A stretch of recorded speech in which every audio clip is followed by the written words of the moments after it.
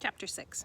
Rob floated through the rest of the morning. He went to math class and civics and science, his heart light, buoyed by the knowledge that he would never have to come back. At lunch, he sat out on the benches in the breezeway. He did not go into the lunchroom.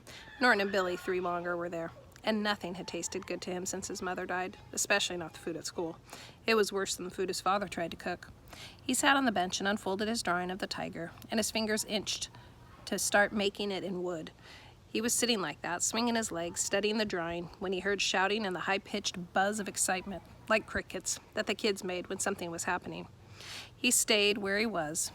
In a minute, the faded red double doors of the lunchroom swung open and Sistine Bailey came marching through them, her head held high.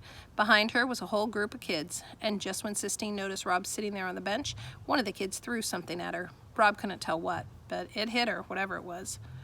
"Run!" he wanted to yell at her. "Hurry up and run!" But he didn't say anything. He knew better than to say anything. He just sat and stared at Sistine with his mouth open, and she stared back at him. Then she turned and walked back into the group of kids like somebody walking into deep water. And suddenly she began swinging with her fists. She was kicking, she was twirling. Then the group of kids closed in around her and she seemed to disappear. Rob stood up so that he could see her better. He caught sight of her pink dress. It looked all crumpled and wadded up like a wadded up tissue. He saw her arms still going like mad. "Hey!" he shouted, not meaning to.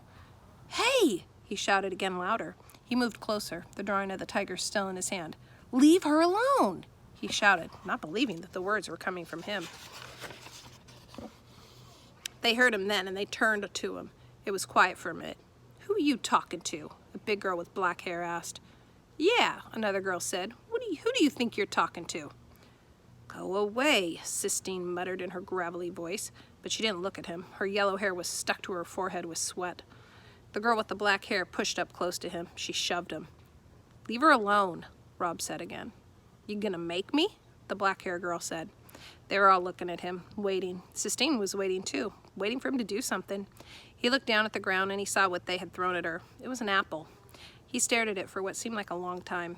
And when he looked back up, they were all still waiting to see what he would do. And so he ran. And after a minute, he could tell that they were running after him. He didn't need to look back to see if they were there. He knew it. He knew the feeling of being chased. He dropped the picture of the tiger and ran full out, pumping his legs and arms hard. They were behind him. A sudden thrill went through him when he realized that what he was doing was saving Sistine Bailey. Why would he try and save Sistine Bailey? Why would he want to save someone who hated him? He couldn't say. He just ran, and the bell rang before they caught him.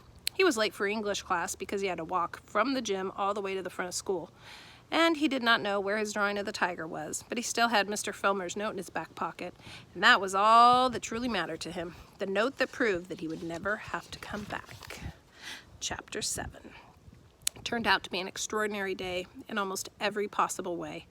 It started with finding the tiger, and it ended with Sistine Bailey sitting down next to him on the bus on the way home from school. Her dress was torn and muddied, there was a scrape down her right arm, and her hair stuck out in 100 different directions.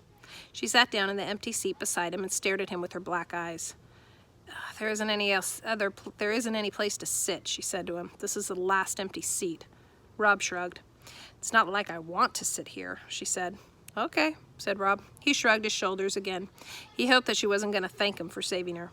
"What's your name?" she demanded. "Rob Horton," he told her. "Well, let me tell you something, Rob Horton. You shouldn't run. That's what they want you to do, run." Rob stared at her with his mouth open. She stared back. "I hate it here," she said, looking away from him, her voice even deeper than before. "This is a stupid hick town with stupid hick teachers. Nobody in the whole school knows what the Sistine Chapel is." "I know," said Rob. "I know what the Sistine Chapel is." Immediately he regretted saying it. It was his policy not to say things, but it was a policy he was having a hard time maintaining around Sistine. "I bet," Sistine sneered at him. "I bet you know." "It's a picture of God making the world," he said.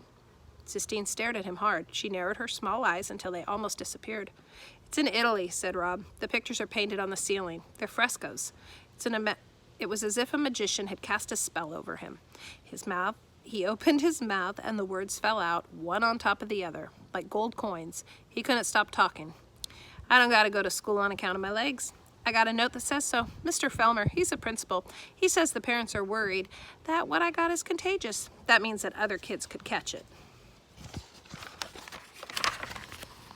I know what contagious means, Sistine said. She looked at his legs, and then she did something truly astounding.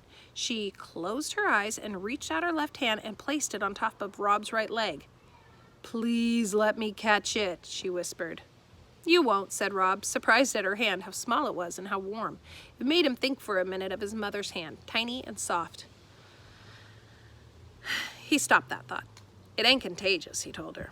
Please let me catch it, Sistine whispered again, ignoring him, keeping her hand on his leg. Please let me catch it so I won't have to go to school. It ain't a disease, said Rob. It's just me. Shut up, Sistine said. She sat up very straight. Her lips moved. The other kids shouted and screamed and laughed and called to each other, but the two of them sat apart from it all, as if their seat was on an island in the sea of sweat and exhaust. Sistine opened her eyes. She took her hand away and rubbed it up and down both of her own legs. You're crazy, Rob told her. Where do you live? Sistine asked, still rubbing her hand over her legs. In the motel, in the Kentucky Star. You live in a motel? She said, looking up at him. It ain't permanent, he told her. It's just until we get back on our feet. Sistine stared at him. I'll bring you your homework, she said. I'll bring it to you at the motel. I don't want my homework, he told her. So? By then, Norton and Billy Threemonger had spotted them sitting together, and they were moving in. Rob was relieved when the first thump came to the back of his head because it meant that he wouldn't have to talk to Sistine anymore. It meant that he wouldn't end up saying too much, telling her about important things, like his mother or the tiger. He was glad, almost, that Norton and Billy were there to beat him into silence. And that's the end of 6 and 7.